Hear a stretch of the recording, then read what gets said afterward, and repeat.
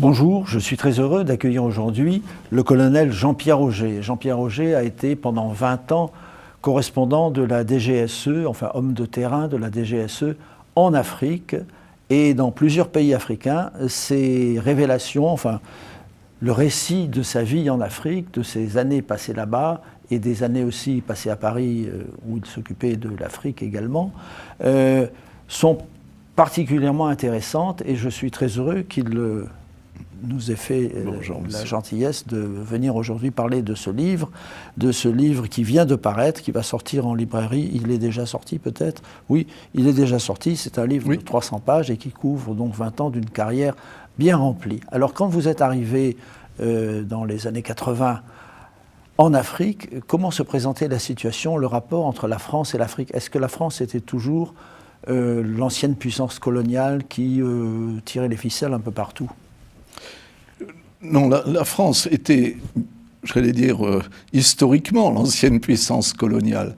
Mais déjà, on peut pas...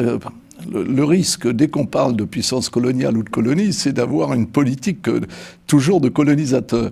C'était franchement pas le cas. La France intervenait dans beaucoup de domaines et menait à l'époque une coopération très diverses, culturelles, sécuritaires, financières, monétaires. Alors on peut la critiquer, certes, mais elle était là et présente pour vis-à-vis de ces chefs d'État qui étaient à peu près tous issus des indépendances encore, qui étaient pour la plupart des militaires et qui attendaient de la France soutien et protection. Et alors, quels étaient les moyens de la DGSE? Comment travailliez-vous là-bas, en Afrique? Bon, il y avait la DGSE travaillait sous différentes formes. Il y avait bien évidemment des postes sous couverture diplomatique, peut-être certains postes sous couverture clandestine, mais nous avions des relations généralement étroites et bonnes avec un certain nombre de dirigeants ou de pays. Et la DGSE, à l'époque, estimait utile de placer auprès de ces dirigeants ou auprès de leurs services de sécurité des officiers qui pouvaient compléter, j'allais dire, le travail de l'ambassadeur. C'est-à-dire, je l'écris, passer des messages qu'il eût été difficile de confier à l'ambassadeur, de part et d'autre, soit de Paris, soit des dirigeants vers Paris. Et est-ce qu'il y avait des directives claires qui venaient justement de Paris, des ministères, de la présidence, de la République, des directives claires concernant l'Afrique, c'est-à-dire aider les Africains, mais aussi les amener à davantage de démocratie dans certains pays Alors, les directives, en fait, je ne peux pas dire qu'on avait des directives dans ce sens-là, mais lorsque le discours de La Baule a été prononcé par le président Mitterrand. Le président Mitterrand, oui, bien évidemment qu'on a senti qu'il y avait des changements à venir et que la France tenait à ce que le multipartisme l'emporte. Ça, c'était clair. Bon, de là à demander aux représentants de la DGSE de se faire les porte-voix de la démocratie, non pas qu'il fallait faire le contraire non plus, mais non, nous avons, nous, un travail de recherche, de recherche de renseignements auprès des personnes, des chefs d'État ou des services, ça c'est vrai, un échange de renseignements. Nous leur en donnions aussi sur les dangers qui les menaçaient. Je prends un exemple tout bête, tout simple. Lorsque vous avez des voisins comme le voisin libyen ou des voisins turbulents comme les Soudanais et que régulièrement vous avez des incursions en territoire, je pense au Tchad, il est bien évident qu'ils sont preneurs de renseignements, les pays concernés, et de la protection de la France. Je vous dis, la démocratie, on la voyait venir, enfin la démocratie, l'élan démocratique donné par La Baule et que M. Jospin, plus tard, a voulu relancer sous une autre forme, bien évidemment, on la vivait au quotidien, sans pour autant j'allais dire, s'y associer au quotidien. Parmi les chefs d'État que vous avez rencontrés en Afrique, quels sont ceux qui vous ont fait la meilleure impression lorsque vous les avez rencontrés? Alors, la meilleure il y a des chefs d'État que j'ai trouvés très très sympathiques, comme Maman Ousmane, qui a été un social-démocrate, notamment, et ça a été une de nos... Enfin, moi, un des grands moments de voir ce président qui était un informaticien, qui était à la primature, et que la maison, alors je m'associe bien sûr, mais a vu gagner, alors que... Bon, j'allais dire, l'ambassadeur voyait un autre candidat qui était plus connu, que la France connaissait, et qui n'est pas passé. Mais il suffisait de se renseigner, là, dans la population, pour comprendre qu'il y avait une aspiration à la démocratie, à l'époque, et il y avait également un fort courant Haoussa, mais avec une alliance avec les Armas du Sud, enfin bref, une alliance contre le candidat que, par exemple, l'ambassadeur de France voyait prochainement venir au pouvoir et qui passait pour un homme des temps anciens. Et vous parlez par exemple de Paul Biya. Vous attendiez-vous à cette époque qu'il restât aussi longtemps ? Non, mais on peut s'attendre à rien du tout en Afrique, parce qu'il peut disparaître du jour au lendemain, et là, maintenant, à plus de 90 ans, il préside encore. Non, ce qui m'inquiète, moi, je rends toujours hommage aux présidents africains qui ont su préserver la paix sociale, voire la paix civile, dans leur pays. Le président Biya, pendant des années, j'entendais dire qu'il n'était pas ceci, il n'était pas cela. Enfin bref, le Cameroun est prospère. Évidemment, il y a les Bamileke qui remuent un peu au nord, et même maintenant, je crois savoir qu'il y a quelques petits problèmes, enfin, ou des grands problèmes. Ça sera sans doute aux successeurs de Paul Biya de régler tout ça. Le problème, ça va être la succession de Paul. Voilà ce qui m'inquiéterait davantage. Lorsque vous arrivez dans un poste, vous citez cette anecdote dans votre livre qui est truffée, je dois dire, d'anecdotes très intéressantes sur votre métier et sur l'environnement dans lequel vous travaillez. À un moment, vous citez quelqu'un qui vous présente, c'est le colonel Bouhan, qui vous présente sa vision des Africains. On a l'impression qu'on remonte à l'époque de Livingstone et Stanley. Tout à fait. Alors le colonel Bouhan était un de ces colonels qui avait... L'Africain est fataliste. Il ne dit jamais non. Oui. Non mais, écoutez, j'ai eu du mal à l'écrire parce que je me suis dit, là maintenant, ça va faire sursauter un certain nombre de personnes. Mais non, il n'empêche que tout n'est pas faux. Voilà, alors Et les Africains qui connaissent bien, enfin les Africains, pardon, les Européens ou qui connaissent bien les Africains le savent. Alors je dis que c'est un peu suranné, un peu dépassé, un peu daté. Effectivement, la jeunesse, le jeune Africain de 15 ans maintenant, de 16 ans, qui a quitté le village, qui a quitté la chefferie, qui a quitté la famille et qui se retrouve dans une mégapole de 2, 3, 4 millions d'habitants, qui n'a pas de travail, qui n'a pas d'avenir, il est certain que cette définition-là peut paraître surannée. L'Afrique, telle que vous l'avez connue quand vous êtes arrivé, existe-t-elle encore ? Je pense qu'elle existe en brousse. Je pense que, évidemment, les villes se sont... et la démographie a fait que l'Afrique n'est plus la même. Quand 50% de la population a moins de 20 ans dans la plupart des pays, il est certain que les choses ont changé. Et je faisais référence tout à l'heure au village. L'autorité de la chefferie, l'autorité de la famille, tout ça a dû être bien battu en brèche. Ce qui pose problème d'ailleurs, que ce soit en Afrique ou en France d'ailleurs. Mais elle a changé, mais cela dit, dans Brousse, dès qu'on quitte les villes, dès que l'on se bat pour survivre, ce qui est le cas par exemple au Sahel, bien dans d'autres pays, mais particulièrement au Sahel, que l'on est coupé de la vie, bien que maintenant ils ont des téléphones.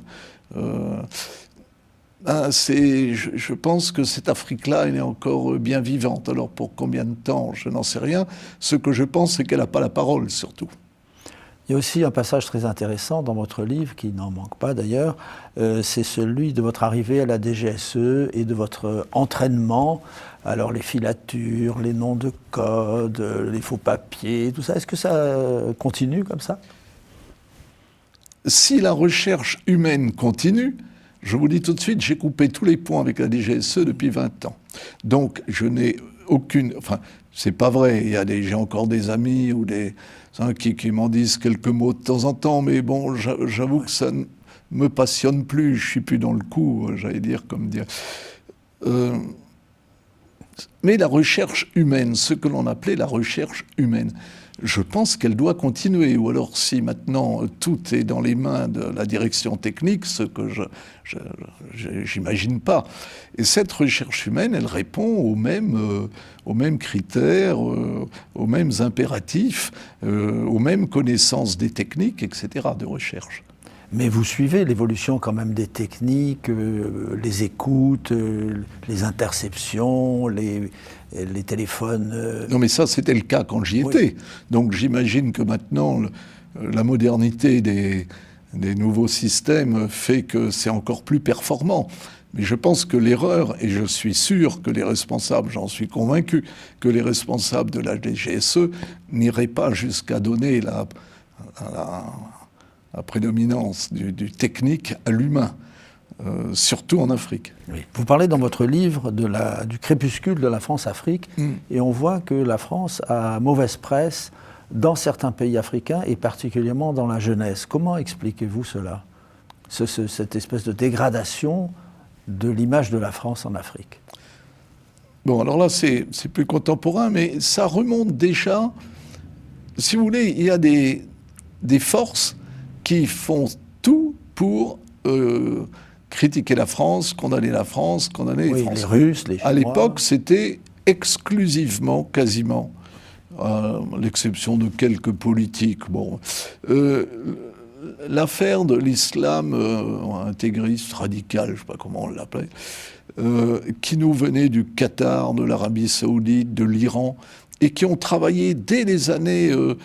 déjà quand j'étais au Niger, qui nous venait de ces pays, et c'était un islam conquérant, vindicatif, et j'allais dire même xénophobe, anti-blanc. Donc ça a commencé comme ça. Moi, je n'ai connu quasiment que ça. Sauf sur la fin, je vous dis, certains politiques en Côte d'Ivoire, les jeunes patriotes, Blé Goudé, enfin bref. Voilà. Donc c'était déjà pas facile à contenir. Mais maintenant, il y a bien d'autres acteurs de la... Alors je ne parle que des Russes, des Turcs, des Iraniens. N'y a-t-il pas eu également une responsabilité des Français, enfin de la France, dans l'attitude vis-à-vis des Africains, qui a provoqué en partie ça? Si vous voulez, en règle générale, je m'interdis de porter un éclairage sur d'éventuelles responsabilités, n'étant plus... non, mais le temps a passé. Voilà, mais il est vrai, et ça je le dis clairement, que le désintérêt, on va dire de la France, on va cibler personne, depuis le départ de Jacques Chirac, pour moi, ce désintérêt manifeste est en partie responsable de ce qui arrive. On ne peut pas en même temps... alors, vous me direz, il y avait peut-être des raisons pour cela. Mais lorsqu'on dit qu'on va confier à l'Europe, et c'est pas récent, déjà sous Jospin, quand Jospin est devenu Premier ministre, déjà les spécialistes, les experts du Parti socialiste de l'Afrique disaient qu'il faudrait, entre guillemets, un peu européaniser nos... Bon, on voit le résultat, il n'y a pas plus d'Europe que de beurre en boîte depuis 20 ans en Afrique. Et dans votre livre, vous critiquez aussi de temps en temps des diplomates, je veux dire des diplomates du Quai d'Orsay qui sont dans l'ambassade. Je peux critiquer certains diplomates, mais comme je le dis, j'ai connu le meilleur et presque le pire. Donc, oui, il y en a un ambassadeur que vous citez qui paraît... Ah oui, bon, lui aussi m'a cité, enfin, dans son livre. Non, mais ça, c'est pas... Si vous voulez, cet ambassadeur est un ambassadeur qui n'est pas issu du Quai d'Orsay à l'origine. Il est issu de la maison Focard. Oui, c'est vrai. Bon, donc la maison a eu beaucoup de mal à se défaire du monde de chez Focard qu'il y avait. Quels étaient les reproches que vous pouvez faire à Focard? Parce que... Non, mais Focard a fait de grandes choses, c'est évident, il a servi. Mais ses méthodes n'étaient plus de mise, on va dire. Voilà, les méthodes n'étaient plus de mise. Et ces réseaux qui devenaient vieillissants et un peu occultes, mieux valait s'en débarrasser pour reprendre le cours de la vie de la DGSE et de la politique menée par Paris. Oui, et vous mentionnez aussi des évolutions au sein de la DGSE oui, qui ne sont pas toujours très logiques ni de bonne la loi. logique, ça, je ne sais pas si... Oui, là, je ne vais pas commenter la logique, mais il y a eu des... Quand j'y étais, il y en a eu, et il y en a eu qui ont certainement été bonnes puisqu'elles ont été efficaces. Enfin, il n'y a pas eu de problème majeur.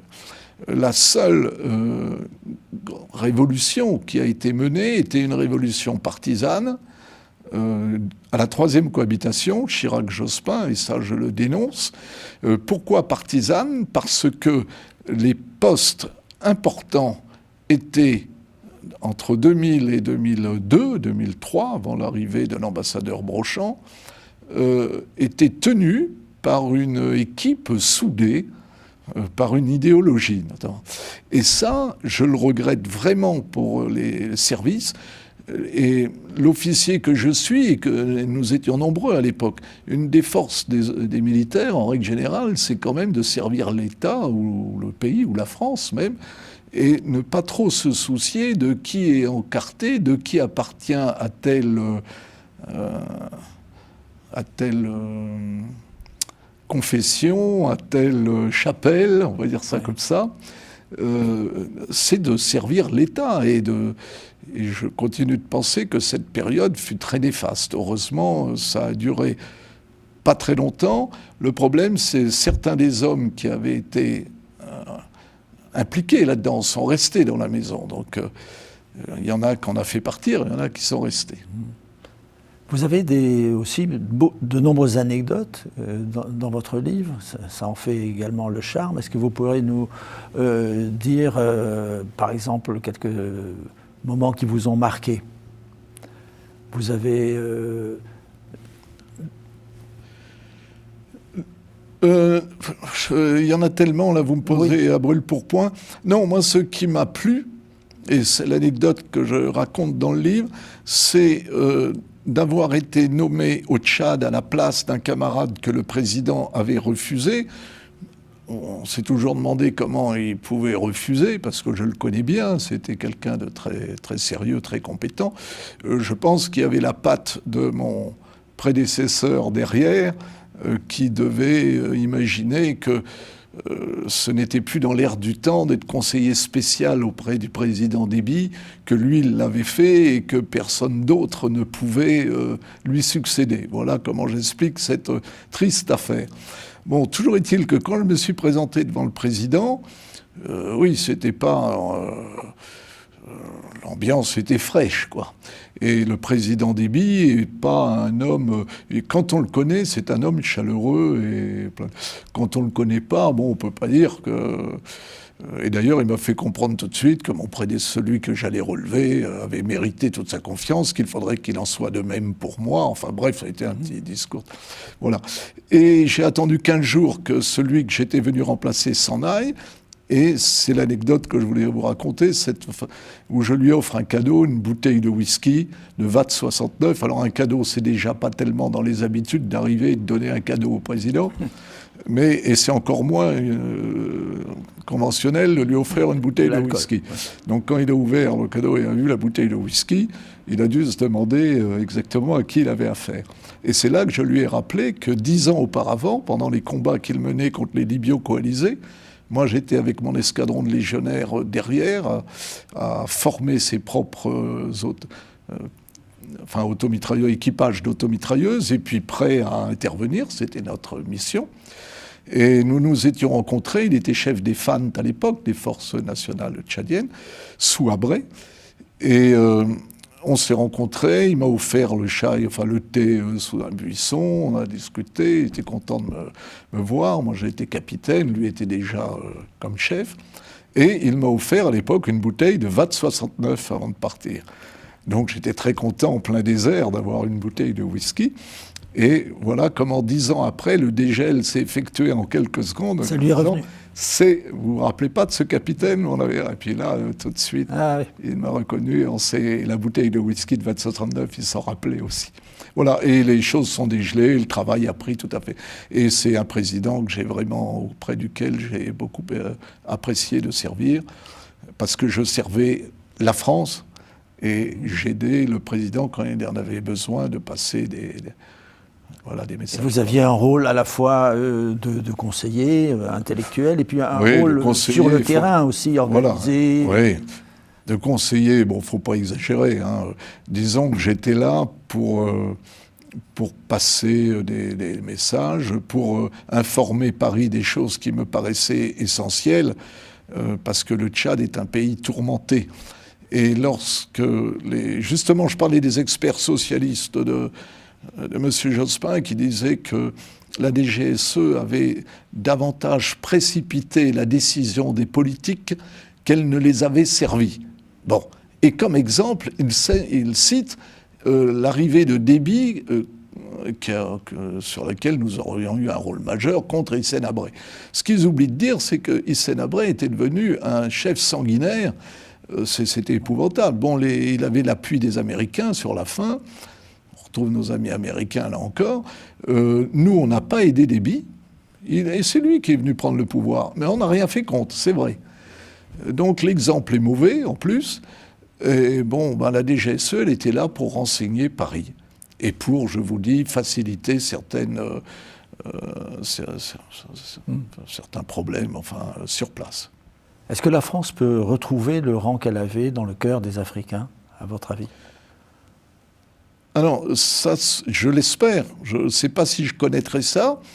Mais d'abord, on va scinder les Africains entre ceux qui nous sont encore, je pense, pas défavorables, pour le moins, et ceux qui sont partis en cavale derrière des petits chefs populistes qui n'ont pas d'envergure et qui, dans le Sahel, vont amener leur pays à la catastrophe. Il ne faut pas se leurrer. Hein.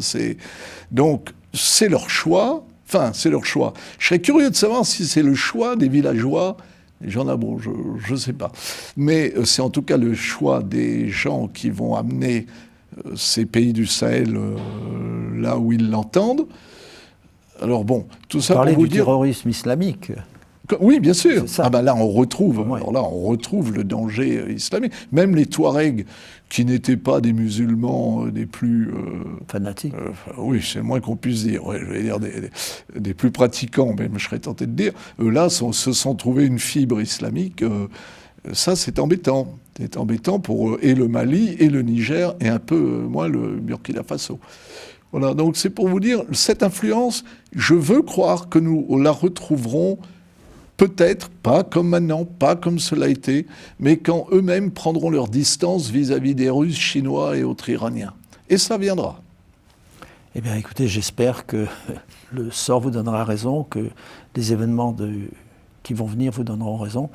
Et je recommande la lecture de votre livre, Jean-Pierre Roger, colonel, « Afrique, adieu », mémoire d'un officier du secteur Afrique Nord de la DGSE, publié par Mareuil Éditions. Merci beaucoup, c'est une très bonne idée que vous avez eue d'écrire vos souvenirs. Et merci à vous d'avoir suivi cette émission. À bientôt.